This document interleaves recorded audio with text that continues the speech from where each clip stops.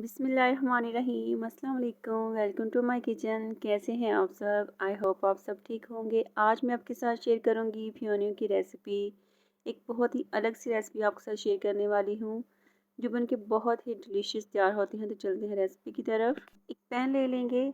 यहाँ पे इसमें मैं डालूँगी 2 लीटर दूध। दूध मैंने बिल्कुल खालिस लिया है। फेनिया बनाने का सबका अलग अलग तरीका होता है। हमारे घर में इस तरह से बनती है, तो सोचा आपके साथ ये रेसिपी शेयर की जाए। यहाँ पे मैंने दूध को ढक दिया था उबाल आने तक। यहाँ पे उबाल आ चुका है। अब इसमें हम डालेंगे फेनिया। 2 लीटर दूध है तो मैं यहाँ पे 1 लच्छा फेनिया का इस्तेमाल कर रही हूँ। फेनिया को हम क्रश करके डालेंगे। अब इसे हम एक दफ़ा हिला देंगे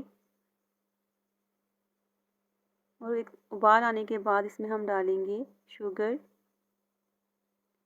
शुगर आप अपने टेस्ट के अकॉर्डिंग डाल सकते हैं, कम ज़्यादा कर सकते हैं। 3 सब्ज़ इलायची डाल देंगे और 1/4 कप इसमें मैं डाल रही हूँ किशमिश। आप ड्राई फ्रूट अपने टेस्ट के अकॉर्डिंग कुछ भी डाल सकते हैं।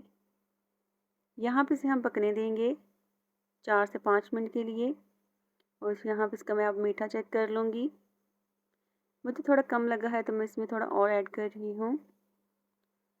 फेनिया को ज़्यादा टाइम नहीं लगता पकने में, बस हमने इसे थिक करना होता है। 5 से 7 मिनट में ये थिक हो जाती हैं। ये देखिए कुछ ही देर में ये काफ़ी थिक हो चुकी हैं। आप अपने टेस्ट के अकॉर्डिंग इसे थिक रख सकते हैं। मैं इतना ही थिक रखूँगी। जब भी आप फेनिया बनाएं दिन रात को बना दें और सुबह उठ के खाएंगे तो इनका टेस्ट बहुत ही अच्छा आता है ठंडी फेनियों का। यहाँ पे मेरी फेनी तैयार हो चुकी हैं।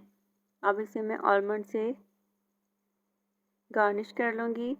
जब भी आप मेरी ये रेसिपी ट्राई करेंगे तो आप कमेंट्स बॉक्स में फीडबैक लाजमी देने आएंगे कि वाकई आपने एक अच्छी रेसिपी शेयर की है। तो मुझे दें इजाज़त। मिलते हैं नेक्स्ट वीडियो में। मेरे चैनल को लाइक शेयर एंड सब्सक्राइब करना ना भूलिएगा।